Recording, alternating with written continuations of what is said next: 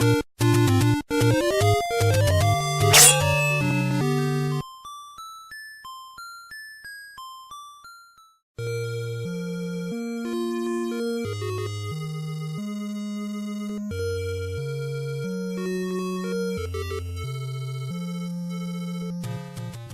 up everyone, my name is Apollo and welcome to the first episode of Hollix Gaming's brand new show called The Grind.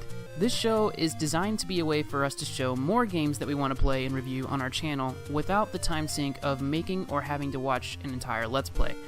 I personally want to be able to play a lot of games on the show, but sometimes Let's Plays tend to go on for 60-ish episodes and last about an hour each, and it's just not very practical to get to experience very many games on the channel that way. This being the case, I came up with this show called The Grind. So let me just quickly go over how this show will work. This being the first episode, no one knows exactly what it's going to be like, so The Grind is a show designed to be both a 100% completed Let's Play and a review at the same time. As the episodes come out, we'll take you through a play-by-play, log entry type of video, showing us playing through the important parts of 100% completing the game, and when the game is over, we'll have a review and impressions video of the entire game. But that's enough logistics. You'll find out within the coming weeks as I release more episodes exactly how it will work while I'm playing our first game. I wanted to start out our new show with something really classic, something that defines both my history as a gamer because it was a predecessor to so many of the games that I love so much, as well as leaving a pretty big imprint on the history of gaming in general, and that's The Legend of Zelda. The brainchild of Shigeru Miyamoto and the flagship action RPG for Nintendo that has since flourished into quite the saga of adventures in its own franchise. It released in 1986 in Japan as a launch title for the Famicom, and then released in the West on the Nintendo Entertainment System a little over a year later. Before we get started, let's just set something straight for those of you that weren't necessarily in the gaming sphere back when Nintendo was first producing games on the NES, because I wasn't either. But these games don't really have very many, or maybe actually no cutscenes at all, and a lot of the story and information about games like this were in the game manual and magazines like Nintendo Power, so very little of the backstory or even what we are supposed to do is actually in the game. If you've played any Zelda before, you know the three main characters that generally impact the story. The main character, Link, our hero, the damsel in distress Princess Zelda, and the King of Evil himself, Ganon. These characters still impact this original story just as much. Basically, Ganon is up to his normal shenanigans of invading Hyrule with an army of monsters. He succeeds and steals the Triforce of Power from the royal family. In order to prevent Ganon from also obtaining the Triforce of Wisdom, Princess Zelda splits it into 8 pieces and scatters the pieces into hidden dungeons. I guess by magic, because I really doubt she walked around and put them in the dungeons. She then orders her nursemaid Impa to go and find a hero to save Hyrule, and is shortly after promptly captured by Ganon. Typical, right? Anyway, Impa eventually just bumps into Link, entirely on accident, who saves Impa from a group of monsters, and then, by Impa's request, sets out to find 8 pieces of the Triforce of Wisdom and defeat Ganon to save the kingdom. So that's where the game starts. We are Link, standing in the middle of basically nowhere with nothing, on an adventure to go find the Triforce pieces. There's a cave just above us, so of course that's the first place I'm going to go. Inside we find the classic internet reference of the random old man in the cave who just gives me a wooden sword for basically no reason, but I'll take it. Thanks. Oh, by the way, now's probably a good time to mention I am using a guide for this game, because as much as I would love to bomb literally every wall and burn literally every tree in the game to find all the secrets, I absolutely do not want to do that at all. Also, with the internet around nowadays, I'd really recommend anyone who plays this game use a guide that tells you where the secrets are. Basically, it just saves you resources and time grinding, and while maybe to some hardcore fans of this game it decreases the integrity of the actual experience, I don't need more grinding for rupees and bombs than is necessary in this playthrough. So what we are about to do is set about on the 100% journey by running around and grabbing a few items and a lot of rupees. So I'm going to proceed right towards my first objective. I should talk about the combat here just a little while I first start moving. The A button is our new sword, which is only a frontal jab, 1 grid space directly in front of us. And then we have our shield, which will automatically block any non-magical projectiles directly in front of us, as long as we aren't also swinging our sword. I begin to figure out during the course of this episode that combat in this game is based almost entirely upon smart positioning. Reflexes and timing are much less important than just being in the right place at the right time and planning your movements out. Oh, and of course, at full health, Link gets his signature magical sword beam, which is great for helping you to kill enemies from a range and not risk getting hit at all. Enemies also drop a variety of items like rupees and hearts, things that are always around in this series. Harder enemies, denoted by a blue color instead of the regular orange, have a chance to drop bombs. And very rarely enemies will drop a clock-looking item that will freeze all the enemies left on the screen for an amount of time, making them easier to take out. So far, I'm only meeting a few different types of enemies in the overworld. Enemies that have since become staples in the Zelda series. Octoroks that shoot rocks, Moblins that throw spears, Zoras that spit magical fireballs when you're around water, Peahets that fly around erratically, Tektites, which jump around. Oh, and the fucking levers. They just pop up basically wherever they want, even if it's impossible for you to avoid them. Although, once you know what screens they spawn on, you can dodge them a little better. They tend to spawn directly in front of you, so standing still on a screen that you know they're going to appear and making sure you don't run into them becomes a good strategy. After wandering around for a while and being lost because I still don't know the world very well at this point, I make it to a room in the forest area, which I believe is supposed to be the Lost Woods, that is filled with blue moblins and another enemy called an Armos, which poses as a statue until you touch it, and then it runs around like crazy in a pretty unpredictable manner.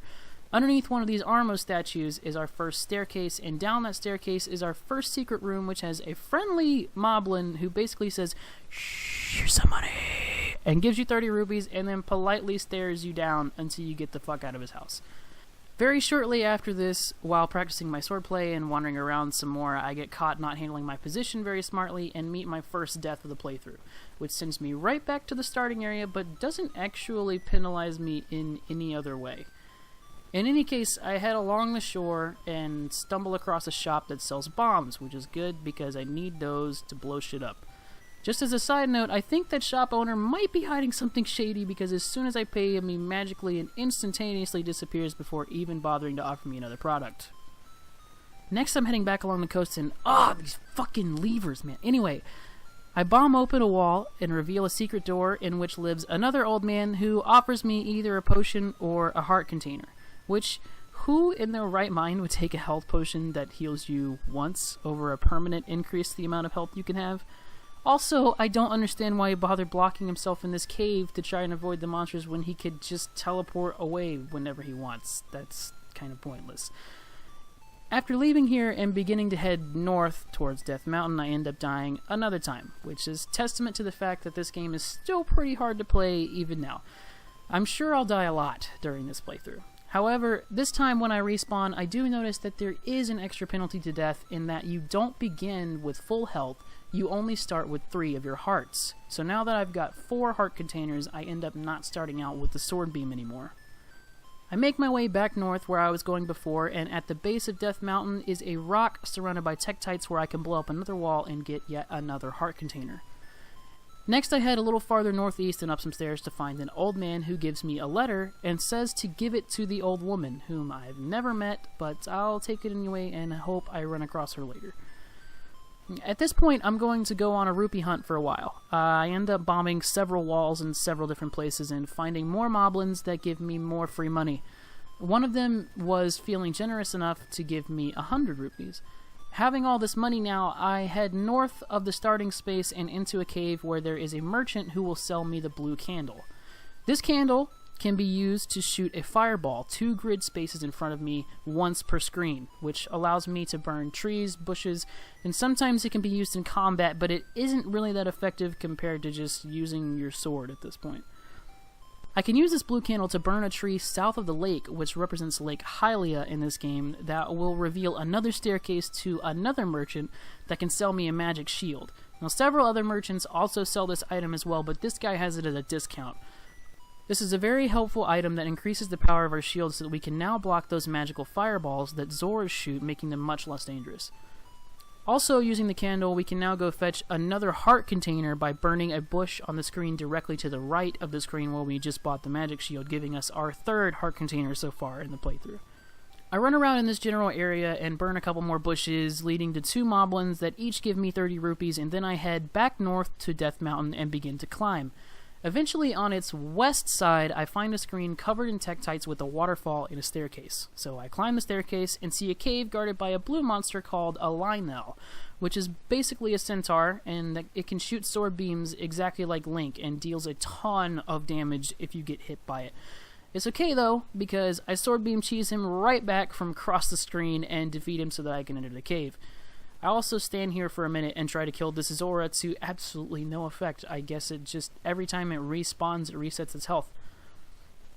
This cave is highly important, because inside we find another old man with what looks to be a better sword. This sword is the white sword, and it's our first sword upgrade.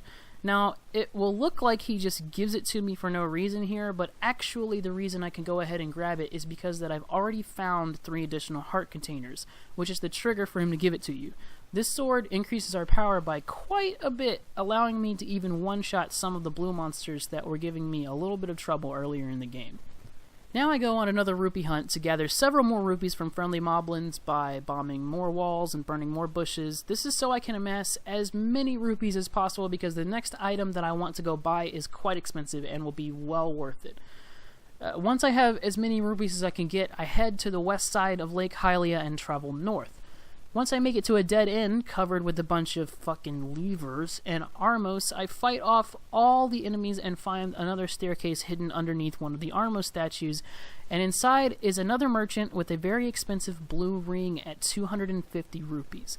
As you see, I spend almost all of my rupees on it, as you can only hold a maximum of 255 rupees in this game. But this ring is actually a really incredible item. It changes your tunic from the classic green to white, and it also buffs your defense. So attacks that would do 1 heart of damage now only do half a heart, and attacks that would do half a heart don't even damage you at all, even if you are hit by them. So now I have a better sword, a better shield, better defense, more health, and am ready to go out searching for the Triforce pieces like Impa asked Link to do. In order to do that, we need to go find one of those 8 dungeons that Zelda hid the Triforce pieces in, and complete it to get the piece. The first one of these dungeons is actually in Lake Hylia. To approach it, we have to go to the eastmost side of the lake and then cross a wooden bridge there. And then we'll find an island with a tree on it that has an opening that we can go into. Inside this tree is level 1, or the first dungeon, which is called the Eagle Dungeon. After entering the dungeon, I head right and find a room full of new enemies called Stalfos, which are just skeletons that walk around pretty slowly and are easy to defeat. Killing one of them gets me a key, so I backtrack and go left instead of heading through the locked door to the north. In the left room is another new enemy type, the Keese. They're just bats that fly around randomly, and killing them all gets me a second key. Heading through the key door in the first room leads me up through 2 rooms with more Stalfos in them, the second of which drops me yet another key when I kill them all, and presents me with the decision to go right or left. I go right first, into a room full of more keys, and with an item across the room, which is the dungeon's compass. Now the compass in this game puts a red dot on my map that shows me where the Triforce piece is. But this room that I'm in now is a dead end, so I head back out and go to the left. The next room is full of even more keys, and is the first instance of a door actually locking behind me so that I can't run away from the fight. I have to kill all of the keys first to be able to go back where I was before. There's also another key door to the north of here, which I go ahead and open. The next room has 3 of another new enemy called Gels, which are just little slime balls that move around pretty slowly and are very easy to kill. And there's another door in here, but it doesn't open when I kill all of the Gels. So I do the classic Zelda thing and push the block in the center of the room to make the door open and then go into it. Inside this room is an old man who tells me the eastmost peninsula is a secret, which is a reference to one of the secrets on the overworld above that I've actually already found. There's a wall there that you can walk straight through even though you can't tell that you can, and find a moblin there that gives you 100 rupees. Backtracking a little, I head right from the last room. There are more gels and another item across the room which looks like an orange version of the letter that I got from the old man earlier. This is the dungeon map. which will show me a layout of all the rooms left in the dungeon, and with that information I choose to go north and see what is in the rest of the dungeon before going to get the Triforce piece to the east. I go through a room with some Stalfos that drop me a key and open a key door to get into a room with a new type of enemy called a Goraya, which throws boomerangs to attack. I defeat them, and I head left into a room with blade traps and a staircase surrounded by blocks where I proceed to try every block from every angle until one of them eventually moves. I go down the stairs into a little 2D platforming side view room with 4 keys in which I find the bow. Only I don't have any arrows yet, so meh. But backtracking back through all of that I just went through, I get back to the room where I first found the map, and then I go to the right and find 3 more Goraya, only this time killing all of them drops me one of their boomerangs, which is actually a very useful item as it stuns enemies and stops them from moving, which makes them easier to then follow up and kill with the sword. It can also outright kill weaker enemies like gels and keys, and it's easier to control for enemies like that than the sword is since you can throw it diagonally. So now I head right through the next door and almost immediately get grabbed by a fucking wallmaster and sent back to the beginning of the dungeon. Yay! I make my way back there, and I start making my way back to where the wallmasters are. Now that I know that the wallmasters are there, I proceed to wreck them in revenge for wasting 30 seconds of my time and take the key they were guarding. I can also hear some ominous sort of loud roars from the wall above me, but fuck it, I'm Link. So I go into the next room, which is in fact a boss room, in which is a boss named Aquamentus, who is just a regular-ass dragon who shoots 3 pretty easy-to-avoid fireballs at you. Also, since I already have both the white sword upgrade and I also have the sword beam for having full health at this point, he's a complete total joke and goes down in 3 hits. And my reward for slaying him is another heart container and access to the first Triforce piece, and getting to listen to that sweet, sweet jingle of success that plays whenever you pick it up.